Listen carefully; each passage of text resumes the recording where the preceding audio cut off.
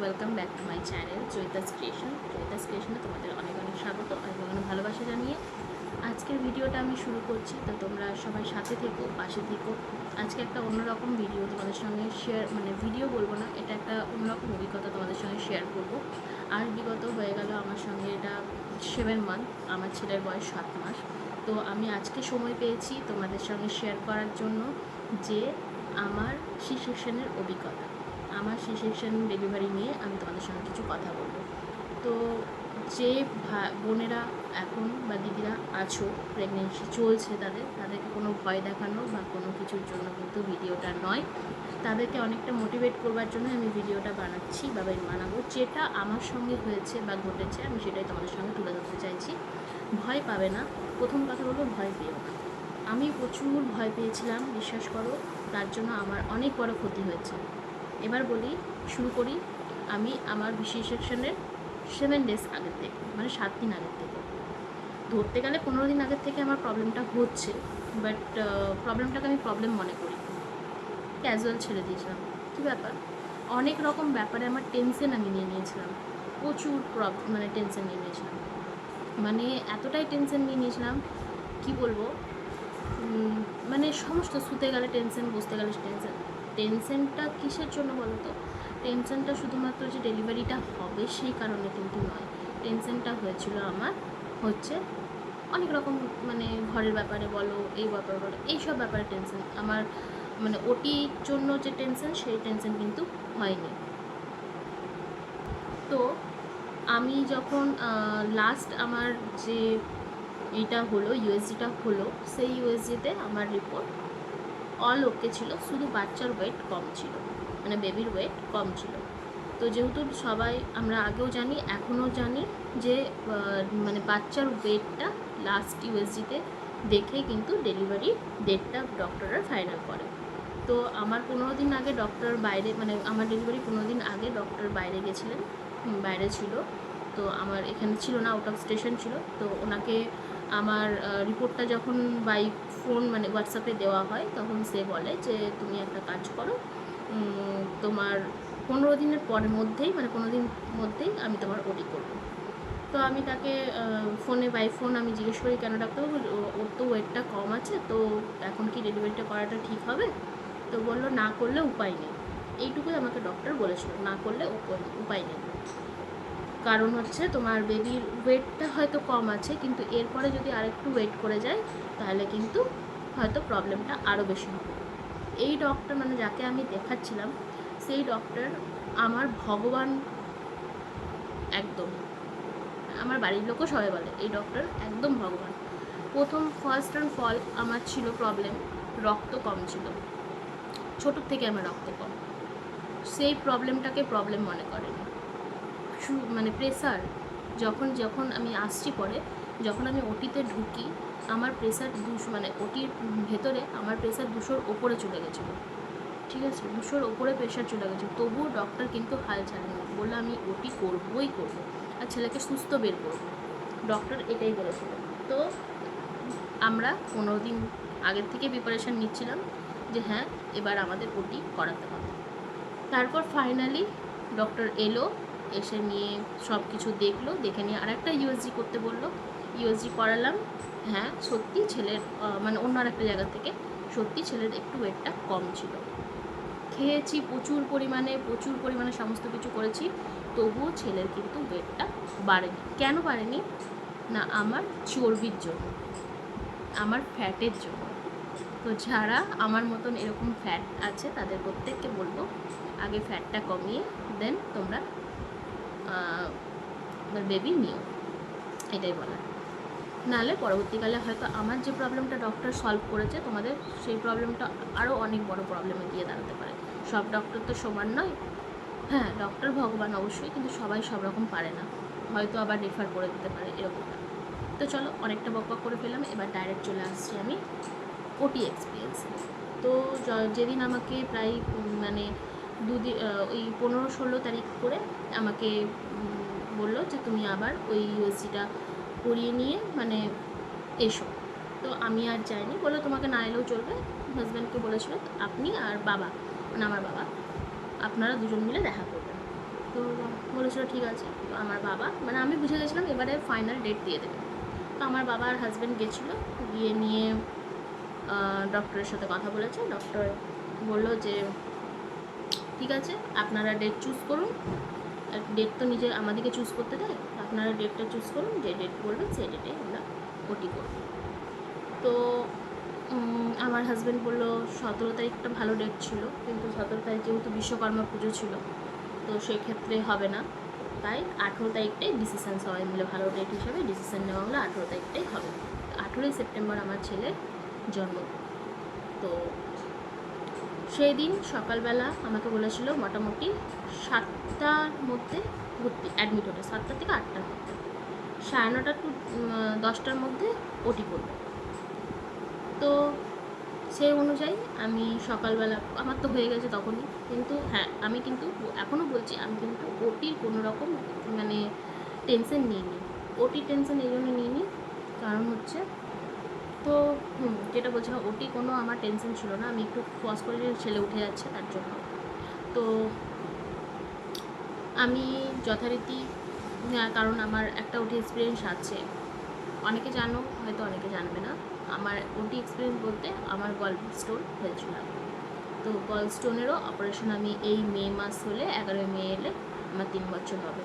তো গলব্লাডার স্টোনও হয়েছিল, তো সেক্ষেত্রে একটা ওটি এক্সপিরিয়েন্স আছে। তবে ওটা হয়েছিল তোমার মাইক্রো সার্জারি, এটা হচ্ছে ওপেন সার্জারি। দুটোর মধ্যে একটু তো তফাৎ আছে, একটু মানে অনেকটাই তফাৎ আছে। তো যাই হোক, অনেকটা ম্যাক্সিমাম এক, বাট তফাৎ তো অবশ্যই থাকবে, ডেফিনেটলি থাকবে। তো তোমরা যদি চাও যে গল স্টোনের কেউ অভিজ্ঞতা শেয়ার করতে, মানে শুনতে চাও, তো অবশ্যই বলবে আমি গল স্টোনের অভিজ্ঞতা তোমাদের সঙ্গে, মাইক্রোর অভিজ্ঞতা আমি তোমাদের সঙ্গে শেয়ার করবো। তো যেখানে আসছিলাম, এবারে ফাইনাল টাস্ক চলে যাই। তো হচ্ছে আমি সকালবেলা ঘুম থেকে উঠে নিয়ে ফ্রেশ হয়ে খেতে কিছু মানা করেছিল। আগের দিন রাত্রে 12টা পর্যন্ত জল খেতে বলেছিল, 12টার পর থেকে এক ফোঁটাও জল আর খাওয়া যাবে না বলে দিয়েছিল ডক্টর, স্ট্রিক্ট বলে দিয়েছিল একদমই জল খেতে পারবে না। তো আমি 12টা অবধি লাস্ট আগের দিন খেয়েছি, মানে 17 তারিখ বিশ্বকর্মা পুজোর দিন 12টা অবধি লাস্ট জল খেয়েছি, তারপরে কিন্তু আর জল খাইনি। আমি একটাই টেনশন ছিলাম, আমি প্রচুর পরিমাণে জল খাই, কী শীত কী গ্রীষ্ম কী বর্ষা সমস্ত কালেই আমি কিন্তু জল প্রচুর পরিমাণে খাই। তো সেখানে রাত 12টার থেকে জল টানা বন্ধ, মানে আমার কাছে এটা একটা বিশাল শাস্তি বলতে পারো। কিন্তু ওই যে ওর জন্য সমস্ত কিছু করতে হবে। আর আমি একটু টেনশন মুক্ত এটাই ছিলাম যে আমি একটু কষ্ট করব, একটু মানে অনেকটা যাই হোক কষ্ট করব, কিন্তু আমার ফ্যামিলির তো মুখে হাসি ফুটবে, আমি তাকে পাবো, বিশাল ব্যাপার। আমি যে একটা প্রাণকে সৃষ্টি করতে পারবো, এই ভেবে না একটু টেনশনটা, আমি ওই টেনশনটা একটু কম রেখেছিলাম। চলো কোনো ব্যাপার না, যা হবে দেখা যাবে, এরকম ব্যাপার। আর হতে তো হবেই, তাই না? যখন এসেছে তাকে তো আমাকে পৃথিবীর আলো দেখাতেই হবে। তো সেই ক্ষেত্রে টেনশন ফ্রি সেটা রেখেছিলাম। তারপরে আমি বলেছিলাম আমার কিন্তু, হ্যাঁ গল স্টোনের সময় আমি কেবিন নিয়েছিলাম, এখনও আমার কেবিন, আমি বলেছিলাম কেবিন ছাড়া আমি কিন্তু করাতে পারবো না। অনেকে মেন্টালিটি আলাদা থাকে, অনেকে ভাবে যে সবার সাথে থাকলে আমি হয়তো ভালো থাকবো, সুস্থ হবো তাড়াতাড়ি, কিন্তু আমার মেন্টালিটি একটাই, আমি ফ্যামিলির সাথে, কেবিন হলে আমি ফ্যামিলির সাথে থাকতে পারবো, ফ্যামিলির সাথে থাকলে আমি তাড়াতাড়ি সুস্থ হতে পারবো, যেটা আমি গল স্টোনে হয়েছিলাম আর এখনও আমি হয়েছি। তো আমি বলেছিলাম কেবিন। তো কেবিন যথারীতি ডক্টরকে বলে আর হসপিটালে বলে আর আমার শ্বশুর, মানে সবাই মিলে বলে কয়ে চেনা জানা করে কেবিন আমি পেয়েছিলাম। কেবিনে আমার যখন হসপিটালে গেলাম, তারপর ফ্রেশ হয়ে আমরা হসপিটালের জন্য বেরিয়ে গেলাম। হসপিটালে অ্যাডমিটও করে নিল, অ্যাডমিট করার পরে কেবিন দিল। কেবিন দেওয়ার পর সবাইকে, বাড়ির যারা যারা ছিল তাদেরকে বের করে দিল। বের করলে আমাকে যা যা ক্লিন করার থাকে সেগুলো করলো, অনেকে জানো ক্লিন করার থাকে সেই ক্লিনগুলো করলো। করার পরে যতই তুমি করে রাখো না কেন তোমাকে করাবেই। তো তুমি ক্লিনটা করলাম, ক্লিনটা মানে তারা করে দিল, নার্সরা করে দেওয়ার পর আমাকে ক্যাথিক্যাল দিয়ে দিল। ক্যাথিক্যালটা আমার প্রচুর পরিমাণে একটা ভয় ছিল যে ক্যাথিক্যাল দেবে ব্যথা হবে। আমি প্রচুর, মানে বিশ্বাস করো, হ্যাঁ গল স্টোনে ক্যাথিক্যাল দেয়নি, তার জন্য আমি ক্যাথিক্যালের নিয়ে কোনো নলেজ আমার ছিল না। আমি সবসময় ভেবেছিলাম, সবাইকে বলতাম আমার ক্যাথিক্যাল দেবে, অনেক কী করে কী হবে। তো ক্যাথিক্যাল দিলে আমার ভীষণ পরিমাণে লাগবে, এটা আমার একটা ভয় ছিল। তো আমার শাশুড়ি মায়ের কিছু এই 1.5 বছর আগে, প্রায় 1.5 মাস মতো ক্যাথিক্যাল দিয়ে রেখেছিলো কিছু কারণের জন্য। তো আমি তাকে বারবার জিজ্ঞেস করলাম, তোমার লাগেনি, তোমার লাগতো না, তোমার লাগেনি? বলছে না না, কেন কিছু বুঝতে পারবে না। যাই হোক, তো ক্যাথিক্যালের টাইমটা এলো, আমি তারপরেও তাদেরকে বলছিলাম, তোমরা কি অবশ না করে ক্যাথিক্যালটা আমাকে দেবে? নার্সকে বলছিলাম, বললো হ্যাঁ এখানকার নিয়ম, কারণ আমি অনেক প্রচুর পরিমাণে এখন আমাদের মানে কী ব্যাপার বলো তো, এই ইউটিউব সোশ্যাল মিডিয়া আসার পরে আমরা প্রচুর পরিমাণে ভিডিও দেখে ফেলি। তো আমিও গলস্টোনেও যেমন দেখেছিলাম, সি সেকশনেও প্রচুর পরিমাণে ভিডিও দেখেছি। তো অনেকে অনেক রকম এক্সপিরিয়েন্স, অনেকে বলে ক্যাথিক্যাল ইতে লাগায়, মানে হচ্ছে তোমার ওটির ভেতরে লাগায় অবশ করার পর, আর অনেকে বলে না আগে লাগে। তো আমার ক্ষেত্রে আগেই লাগিয়েছে, ওটি নিয়ে যাওয়ার আগে। তো ক্যাথিক্যাল দিল, যেটা ভেবেছিলাম একদমই না, সেরকম লাগেনি, বুঝতে আমি পারিনি। যাই হোক, হয়ে গেছিলো। আমার ছোটোর থেকে একটাই প্রবলেম, শিরা।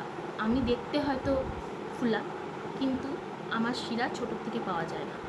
তাই কী হয়েছিল বলো তো, শিরা পায় না, মানে ছোটোর থেকে পায় না। তাই একটা টেস্ট আমার মিস করেছিলাম। আমি মিস করি, চাই আমার যেখান থেকে আমি টেস্টটা করাতাম তারা মিস করুক, যে কারণেই হোক না কেন, সেই কারণে মিস করেছিল বলে আমাকে আবার ওখানে টেস্ট করতে হয়েছিল। তো সবার সমান হাত হয় না। তো ওখান থেকে যে ছিল আমার ডক্টর, মানে যাকে পাঠিয়েছিল টেস্টটা ব্লাড টেস্টের জন্য, সে একদমই পারেনি, একদমই নিতে পারেনি। মানে ছুঁচটা এক তো পাচ্ছিল না, পেলো তো পেলো, এমনভাবে নিল যে পুরো ব্লাড বেরিয়ে গেল, আর প্রচুর পরিমাণে লেগেছিলো আমার। তখন আমার চোখের জল বেরিয়ে গেছিলো।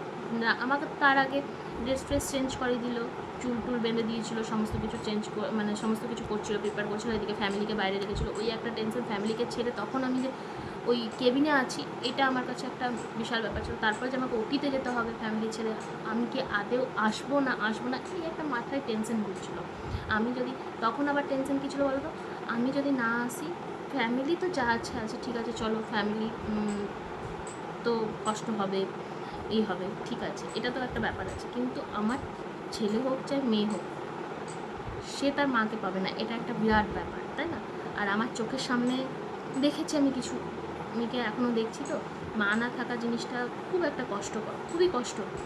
তো কী বলবো, আমার ফ্যামিলিতেই আছে, বাবার বাড়ির ফ্যামিলিতেও আছে, মানে মামা বাড়ির ফ্যামিলিতেও আছে, বাবার ফ্যামিলিতে আছে, আবার আমার শ্বশুরবাড়ির ফ্যামিলিতেও আছে। মা না থাকার কষ্টটা আমি বুঝি, আমি জানি। তো সেই ফিলিংসগুলো মাথায় ঘুরছিল, আর কিচ্ছু ঘুরেনি। তার জন্য আমি কেবিনেই কিনে নিয়েছিলাম, কেবিনেই চোখের জল পড়ে গেছিলো।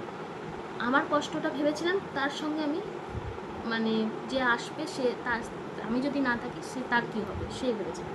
তো এই কষ্টটা আমার, আর অন্য কোনো কষ্ট আমার ফিল হয়নি।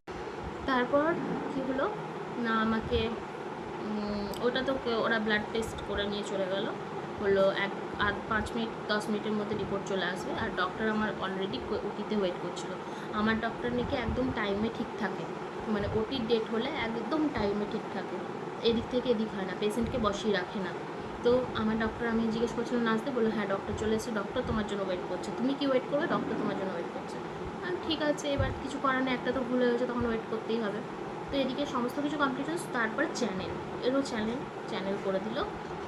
চ্যানেল ভালোভাবেই হয়েছে, কোনো অসুবিধা হয়নি। কারণ আমরা ভেবেছিলাম হয়তো চ্যানেলে অসুবিধা হবে, কিন্তু না, চ্যানেলে কোনো অসুবিধা হয়নি, চ্যানেল খুব ভালোভাবে হয়েছে। চ্যানেল হওয়ার পর তারপর আমাকে বলল চলো, একবার ফ্যামিলিকে সবাইকে ডেকে দিল। তখন দেখলাম সবাই চলে এসছে, ফ্যামিলির এমন কেউ বাকি নেই যে আসেনি। তো সবাই চলে এসেছিলো, তাদেরকে দেখে তো আমার হয়ে গেছে, হোশ উড়ে গেছে। তখন দিয়ে বলে চলো, হুইল চেয়ার চলে এলো, বসিয়ে দিল, নিয়ে চলে গেল ওটিতে। ওই সবাইকে দেখে নিলাম, আমি তো পুরো অবস্থা খারাপ আমার। তখন সেই মোমেন্টটা আমার খুব খারাপ লেগেছিলো, বলছি সেই মোমেন্টটা প্রচণ্ড পরিমাণে খারাপ লেগেছিলো। এবার ঢুকিয়ে দিল ওটিতে ঢুকিয়ে দেওয়ার পর এবারে এলো, আমাকে প্রথমে বলে শুয়ে পড়ো, প্রেশার চেক করলো, প্রেশার তো একদম উঠছে, নামছে না, উঠে যাচ্ছে, আপ হয়ে যাচ্ছে। আমার প্রেশারের ওষুধ চলতো, ডিউরিং মানে প্রেগনেন্সি আমার প্রেশারের ওষুধ চলতো। তো প্রেশারের ওষুধ চলার পরেও আপ ডাউন হতো, প্রেশার কখনো আপে যেত, কখনো ডাউনে যেত, কিন্তু ওটিতে আমার প্রেশার পুরো আপ যাচ্ছে, নামছে না। তো ওখানে যারা ওয়ার্ড বয় ছিল, যারা নার্স ছিল, ওরা বলছে ওটিতে এরকম ডক্টর দেখলে বের করে দেবেন। আমার তো ওটা টেনশন যে আজকে এত কষ্ট পেলাম, তারপরও বের করে দেবে, তারপরও আবার ডেট দেবে। ওটা টেনশন হচ্ছে, চলো ঠিক আছে যা হবে, কি আর যেটা কপালে আছে সেটাই হবে, কিছু করার নেই। কিন্তু আমি একটাই ভেবেছিলাম যেন আমার ছেলে বা মেয়ে যাই হোক সুস্থ থাকুক, এইটুকুই। তো না যা হবে কিছু করার নেই। তো আমি ওদেরকে বলছি না কমছে না, প্রেশার কমছে না, বললো না তোমার প্রেশার কমছে না। তারপরে এলো অ্যানাস্থেসিয়ার ডক্টর। অ্যানাস্থেসিয়ার ডক্টর এসে আমাকে জিজ্ঞেস করলো, এটা তুই এত টেনশন কেন করছিস? তো আমি বললাম না ডক্টরবাবু আমি তো টেনশন করিনি, সত্যি কথা আমি টেনশন করিনি, কারণ আমার একটা অলরেডি ওটি এক্সপিরিয়েন্স আছে। আমি ওদের সঙ্গে হেসে হেসে বললাম আমার অলরেডি একটা। বললো কী হয়েছিল? আমার গল স্টোন হয়েছিল। বললো কোথায় হয়েছিল? তা আমি বললাম এই হসপিটালে হয়েছিল, যে ওটির মানে যে রুমটাতে আমি আছি এই রুমেই হয়েছিল। শুধু অ্যানাস্থেসিয়ার ডক্টর আর আমার ডক্টর চেঞ্জ হয়েছে, ওয়ার্ড বয় আর নার্স দিদিরা চেঞ্জ হয়েছে, আদার্স কোনো চেঞ্জ নেই, সমস্ত কিছুই একই। তো আমার ওই জন্য কোনো ভয় লাগছে না। তো বললো ও তাই? তারপরে বললো ঠিক আছে। তারপরে আমার ডক্টর এলো। আমার ডক্টর এসে আমাকে বললো ঠিক আছে? আমি বললাম হুম। বললো ঠিক আছে। দিয়ে আমাকে আর ভয় দেখানোর জন্য কিচ্ছু বলেনি। বললো প্রেশার বাড়ছে না? ওদেরকে জিজ্ঞেস করলো, বললো হ্যাঁ প্রচুর পরিমাণ প্রেশার বাড়বে। দিয়ে তখন অ্যানাস্থেসিয়ার ডক্টর বললো আজকে কি করবেন? এর তো প্রেশার কমছে না। তো তখন আমার ডক্টর বলল করবই, আমি করবই, বেবিকে সুস্থ বার করবই, এটা আমার চ্যালেঞ্জ। তো তখন আরও সবাই যারা ছিল ডক্টররা তারা বললো বের করে দিন, আজকে করবেন না, ও যখন কম হবে তখন না। যাই হোক শুরু হলো আমার ওটি এক্সপিরিয়েন্স নিয়ে। তো প্রথমেই স্পাইনাল কর্ডে একটা ইঞ্জেকশন দেয়, সেটা সবাই জানো অ্যানাস্থেসিয়ার জন্য। তো ডক্টর আমাকে, যে অ্যানাস্থেসিয়ার ডক্টর ছিল সে বলল যে একটু বসো, এইভাবে যেভাবে আমি বসে আছি ঠিক এই পোসে বসতে বললো। আর পেছন দিক থেকে একটা মানে সামনে একটা বালিশ দিয়েছিল, আর পাটা একটু এরকম সরিয়ে বসতে বলেছিল, মানে যেমন পাটা রেখে বসি আর এরকমভাবে থাকতে বলেছিল। আর বলেছিল তোমাকে একটা ইঞ্জেকশন পুশ করবো, লাগলে বলবে। বললাম ঠিক আছে, আমি তো জানি আগে হয়েছে আমার, তো সেক্ষেত্রে আমার কোনো ব্যাপার না, ঠিক আছে। আর পেছন এই মাথাটাকে একটা নার্স দিদি ধরেছিল, এইভাবে স্পাইনাল কর্ডে একটা ইঞ্জেকশন দিল। ঠিক 3 সেকেন্ড থেকে 4 সেকেন্ড হলো, আমি জাস্ট নিচটা পোর্শনটা মানে এখান থেকে পুরোটা শূন্য হয়ে গেল, বুঝতে পারছি ঝিঝি ঝিঝি ধরে গেল। সঙ্গে সঙ্গে ওরা শুয়ে দেয়, দেওয়া হলো কি শুয়ে দিল, শুয়ে দেওয়ার পর আমার ডক্টর বলল, মারছিল মানে পায়ে এরকম এরকম করে মারছিল, তখন সেন্স ছিল না। তো আমি বললাম যে না আমি কিছু বুঝতে পারছি না।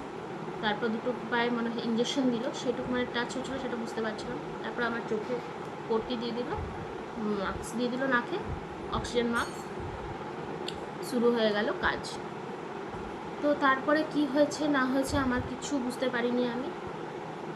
10 মিনিট, খুব জোর ম্যাক্সিমাম 10 মিনিট, মানে প্রচুর ঝাঁকুনি শরীরে, মানে আমি যেন পুরো পুরো মানে বডি মানে আমার পুরো হিলছে, আমার চারিদিক যেন হিলছে, ভূমিকম্প যেমন ব্যাপারটা হয় না এরকম ব্যাপারটা ফিলিংস হচ্ছে, মানে পুরো চারিদিক যেন হিলছে। আর আমি এইটুকু বুঝতে পারছি যে কেউ যেন এখন টানা হিচড়া করছে আমাকে নিয়ে, মানে এদিক থেকে টানছে ওই দিক থেকে টানছে, আর কানে পুরো কথাগুলো আসছে। সবাই মানে চারিধার থেকে বলছে হচ্ছে না হচ্ছে না, বেরোচ্ছে না বেরোচ্ছে না, এরকম ব্যাপার ফিলিংস। ফেসে গেছে মানে আমার যে চর্বি আছে চর্বিটার মধ্যে ও ফেসেছিল, তো বেরোতে চাইছিল না, মাথাটা আটকে গেছিলো। নাহলে পজিশন আমার ঠিক ছিল, ওর মাথা নিচেই ছিল, কিন্তু চর্বির জন্য বডিটা পুরো আটকে মাথাটা আটকে গেছিলো। তো ডক্টর বলছে মানে আমার ডক্টরের মুখে কোনো আওয়াজ ছিল না, অন্য যারা ছিল তারা শুধু বকর বকর করে যাচ্ছিলো কাছ থেকে। আমার ডাক্তার নিজের কাজ হয়তো নিজের মতন করে মাইন্ড দিয়ে করছিল, আর শুধু তাদেরকে লাস্টে যখন ও মানে বেরোবো সেই টাইমে ডক্টর বললো জোরে পুশ করো, মানে তাদেরকে বলছিল মানে জোরে টানো। আমার তো তখন ভয়, একদিকে এত কিছু টেনশন, একদিকে শরীরের ঝাঁকুনি, একদিকে মানে কি বলবো মানে নানা টেনশন মাথার মধ্যে তখন চলে এসছে। তখন টেনশন করছি বাইরে ওরা কি করছে, বা এতক্ষণ মানে যদি বেশিক্ষণ সময় লাগে যা একটা মিনিমাম লিমিট তো সবাই জানে। আর আমার সিচুয়েশানটা বাইরে সবাই বলে এসেছিলো নার্সরা যে প্রচুর পরিমাণে বাড়ছে, প্রেশারটা হাই হচ্ছে, তো ওরাও টেনশন করবে। তখন আমি বাইরের টেনশনটাও নিয়ে নিয়েছিলাম, সব রকম টেনশন আমার মাথার মধ্যে কেন ঘুরছিল। তার 2 সেকেন্ডের মধ্যে আমি আওয়াজ পেলাম প্যাঁ, ওনার প্যাঁ মানে বিশাল একটা কান্নার আওয়াজ উঠালো ওরা। উঠিয়ে নিয়ে আমার ঝাঁকুনি কমে গেল, ঝাঁকুনি কমে নিয়ে ওকে উঠিয়ে এরকমভাবে দেখালো আমাকে, ঠিক এরকমভাবে বসিয়েছিল কোলে, মানে কোলে তো না, এরকমভাবে বসিয়ে আমাকে জাস্ট দেখালো এইটুকু একটা মুখ, আর পুরো মানে ভর্তি রক্ত টক্ততে। আমাকে বললো কি হয়েছে বলতো, নার্স যে ছিল আমার ছেলে। তখন আমি ভাবলাম আমার তো মেয়ের শখ ছিল, আর আমার বরেরও মেয়ের শখ ছিল, কে জানি বর খুশি হবে তো, এই মাথায় টেনশন এসেছিলো। মেয়ে মেয়ে মেয়ে অনেকে চায় না, কিন্তু আমরা সত্যি মেয়ে চাইতাম। এখনকার 2025-এ এসে মেয়ে চাইছিলাম আমরা একদম মনে প্রাণে। এইটা নয় যে ছেলে হলে মানে মেয়ে হলে আমরা এরকম এতটাই করতাম না, বা মেয়ে হলে আমরা অখুশি থাকতাম, এরকম কোনো ব্যাপার ছিল না। মনে প্রাণে আমরা মেয়ে চেয়েছিলাম। তবে যখন তার মুখটা আমি দেখেছি ছেলে, একদম মন খুশ, তখন মেয়ে কোন দিক থেকে আউট আর মাথায় নেই কিছু। আমার শুধু একটাই মাথায় ছিল যে বর খুশি হবে তো, ছেলে হলো তো। বর তো বাইরে নেই, খুবই খুশি, ওর তো এক্সপিরিয়েন্স আলাদাই ছিল, আলাদা লেভেলের ছিল। ও তো এখন নেই, নাহলে ওর এক্সপিরিয়েন্সটা অবশ্যই শোনাতাম, কিন্তু ও এখন নেই। যদি পারি কখনো শর্টসের মাধ্যমে তোমাদের সঙ্গে শেয়ার করবো বরের এক্সপিরিয়েন্সটা। ওকে, ও তো বেশি কথা বলবে না ক্যামেরা ফ্রেন্ডলি না, কিন্তু যতটুকু পারবো আমি শর্টসের মাধ্যমে শেয়ার করবো। তো যাই হোক, ও বেরোলো, বেরিয়ে ওকে পরিষ্কার টরিষ্কার করে বাইরে সবকে দেখিয়েছে। বাইরে দেখিয়ে নিয়ে আমাকে এদিকে সব কাজ চলছিল, আমি তখন কোনো কিছু বুঝতে পারছিলাম না। আমার কিন্তু কোনো রকম কোনো প্রবলেম হয়নি। আমার না হয়েছে, হ্যাঁ আমার ইতে গলব্লাডারের সময় অনেক রকম প্রবলেম হয়েছিল ওটির পরে, মানে একটা, কিন্তু সি সেকশনে আমার ওটির পরে কোনো প্রবলেম হয়নি। অনেকে বলে বমি হয়, অনেকে বলে মাথা ঝিমঝিম করে, অনেকে বলে সেন্সলেস হয়ে যায়, অনেকে বলে এটা হয় ওটা হয়। বলবো ভয় পেও না, সবার শরীর সমান নয়, এইটুকুই বলবো। সবার শরীর সমান নয়, সবার পরিস্থিতি সমান হয় না, সবার ডক্টর সমান হয় না। সো সবসময় ভগবানের নাম করে ওটিতে ঢুকবে, যা হওয়ার সব ভালো হবে, যা হওয়ার সব ভালোই হবে, খারাপ হবে না। আমাদের মেয়েদের ভগবান একটা আলাদাই শক্তি দিয়েছে। তো এই শক্তিটার জন্য মানে এই যে আমি যে একটা প্রাণকে বের করতে পারবো, এটা সত্যি আমি প্রচুর টেনশনে ছিলাম, আমি কি পারবো।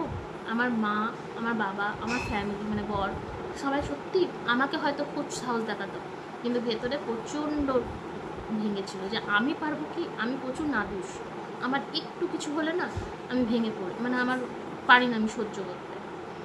কিন্তু এই যে বড় বড় ওটিগুলো আমি সহ্য করেছি, এটা আমি নিজেকে নিয়েও প্রাউড ফিল করি সত্যি, যে আমি একটা প্রাণকে আনতে পেরেছি, এটাই আমার অনেক বড় প্রাপ্তি। যাই হোক, সব মেয়েদেরই এটা মানে দিনটা পার করতে হয়। তো কারোর বেশি প্রবলেম হয়, কারোর কম প্রবলেম হয়, তো তাই বলবো আমার মতন টেনশন কেউ নিয়ে প্রেশারটাকে হাই করে নিও না। তো যাই হোক, তখন আমার ডক্টর বলল তুই খুশি? আমি বললাম হ্যাঁ আমি খুব খুশি, আমি খুব খুশি। বললো ঠিক আছে। তারপরে আমাকে, আমি বললাম আমার স্টিচ হচ্ছে, হয়ে গেছে? বললো কমপ্লিট, তো সমস্ত কিছু কমপ্লিট। মানে আমাকে স্টিচ করেনি, পরিষ্কার টরিষ্কার করে আমাকে পেস্টিং করেছিল। আমার যে চর্বি, আমি কিন্তু ভাবিনি আমি পেস্টিংয়ে হবে আমার, কিন্তু আমার ডক্টর আমাকে পেস্টিং করেছিল, সেলাই কাটার কোনো ব্যাপার ছিল না। আমি সেটা জানতাম না, 3 দিন পর যখন আমি বাড়ি আসি তখন আমি জানতে পারি যে আমার পেস্টিং হয়েছে। তো যাই হোক, তো এই হলো আমার ওটি। তারপরে বলি যে তারপরে আমাকে বেডে শিফট করলো, সমস্ত কিছু পরিষ্কার করার পর সবাইকে, ফ্যামিলি সবাইকে দেখানো হলো, দেখানোর পর বেডে শিফট করলো। বেডে শিফট করার পর 1 ঘন্টার মধ্যে আমার মানে 1 ঘন্টাও না, 15-20 থেকে আধ ঘন্টা হবে, ম্যাক্সিমাম আধ ঘন্টা হবে, আমার হালকা জ্বালা জ্বালা মানে করতে লাগলো। বাকি এমনি কোনো প্রবলেম ছিল না। ঠান্ডা আমার এমনিতে, আমি খুব গরম আমার শরীরে, তাই আমার ঠান্ডা খুব একটা লাগেনি, হালকা ফুলকা ঠান্ডা, একটা কম্বল কি দুটো কম্বলে ম্যাক্সিমাম হয়ে গেছিলো, এটুকুই মনে আছে। এরপরে আমার একটু কিছুক্ষণ আমি অন্য জায়গায় চলে গেছিলাম, তারপরে তখন মনে ছিল না। তবে তারপর যখন জ্বালা পোড়া শুরু হয়, তখন আমি সিস্টারদের বলি, বা মানে ফ্যামিলি মাকে বলি, তখন মা আবার সিস্টারদের বলে, তো সিস্টাররা আমাকে মানে বললো কিছুক্ষণ একটু ওয়েট করো, একটু তো করতেই হবে। একটু সহ্য করো, একটু সহ্য করো, না সহ্য করলে তো বুঝতে পারবে না কী জিনিস মাতৃত্ব কী জিনিস। একটু সহ্য করো, সহ্য করার পর আমরা অবশ্যই তোমাকে ইঞ্জেকশন দেবো। খুব সহ্য করতে বলবো না, তবে এটা তোমার মনের ভুল হতে পারে যে আমার জ্বালা করছে বা আমার কিছু বলো না, সত্যি আমার মনের ভুল নয়, এটা সত্যি আমার সত্যি জ্বালা করছে। আর আমি খুব এক্সট্রিম লেভেলে বক বক বক বক করছিলাম, যে কারণে আমার ব্যথাটা বেশি হচ্ছিলো। তাই বলবো ওটির পরে কথা বলো না বেশি। আমি মানে এত এক্সাইটেড হয়ে গেছিলাম বাচ্চা নিয়ে, মানে এতটাই যে ফ্যামিলি নিয়ে, ফ্যামিলির কথা সবার সঙ্গে বদবদ করতে লেগেছিলাম। আমি তখনই ওদের সঙ্গে আমার ওটি এক্সপিরিয়েন্স শেয়ার করতে লেগেছিলাম। ওই জন্য আমার ব্যথাটা খুব তাড়াতাড়ি শুরু হয়ে গেছিলো, আর কিছু না। তারপরে আমাকে একটা ইঞ্জেকশন দেয়, তো তারপরে আস্তে আস্তে ব্যথাটা কমে যায়। তো যাই হোক, তারপর রাত্রের দিকে শুরু হয়, তারপর আবার রাত্রের দিকে ইঞ্জেকশন দেয়, আবার কমে যায়। এরকম 3-4টে ইঞ্জেকশন দিয়েছিল সারাদিনে, পেন কিলার টাইপের কিছু একটা ইঞ্জেকশন, পেনলেস মানে পেন যাতে না হয় তার জন্য। বাকি আর কোনো প্রবলেম সেরকম আমার হয়নি। আর যেহেতু ভারী শরীর, তার জন্য উঠা বসাতে একটু প্রবলেম হয়েছিলো। পরের দিন তো আবার নামিয়ে নিয়েছিল আমাদের সঙ্গে সঙ্গে। তবে আমার প্রচুর নিজের একটা শক্তি, নিজের একটা মনের যে না আমি উঠবো, আমি হাঁটবো, আমাকে করতে হবে, আমি নিজে হেঁটে বাথরুম যাব, এটা আমার প্রচুর একটা থাকছিলো। তো আমি পেরেছি। আর যেটা বলবো, যেখানে গুলিয়ে গেছিলাম, আমি কোথায় গুলিয়ে গেলাম আমি জানি না লাস্ট অবধি, কোথায় গিয়ে আমি গুলিয়ে গেলাম দাঁড়াও। তো হ্যাঁ, আমি যেটা বলছিলাম যে আমি ওটির পরে প্রচুর পরিমাণে বক বক বক করছিলাম। আমার ছেলের নাম, আমার ছেলে কি ডাক নাম দেবো, কী দেবো না দেবো, সমস্ত কিছু।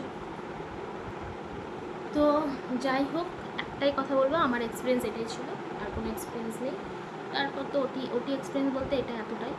তারপর তো ধরো 2 দিন পর ওঠালো, উঠিয়ে নিয়ে মানে 2 দিন পর সরি বলছি, পরের দিনই ওঠালো, উঠিয়ে নিয়ে হাঁটালো, করলো। তো আমি হাঁটলাম আস্তে আস্তে, সমস্ত কিছু। বেবিকে ফিট করাতে বললো, বেবিকে ফিট করালাম, কিন্তু বেবি আমার ফিট করেনি। যাই হোক, ও ফর্মুলাতেই থাকলো, কিন্তু আমি চেষ্টা করেছি আমার দিক থেকে পরের দিনই। তো এইভাবেই করে, বাস এটাই আমার ওটি এক্সপিরিয়েন্স, আর কোনো এক্সপিরিয়েন্স নেই। তো একটাই লাস্ট বলবো, ভয় পাবে না, একদম বিকুল, চলে যাবে, যা হবে সব ভালো হবে। তো আজকের ভিডিওটা এতটাই, ভালো লাগলো অবশ্যই লাইক কমেন্ট শেয়ার করে সাবস্ক্রাইব করে দিও, ফলো করে রেখো। বাই বাই, আবার দেখা হবে অন্য কোনো ভিডিওর সাথে, ততক্ষণের জন্য টাটা, সবাই সুস্থ থেকো।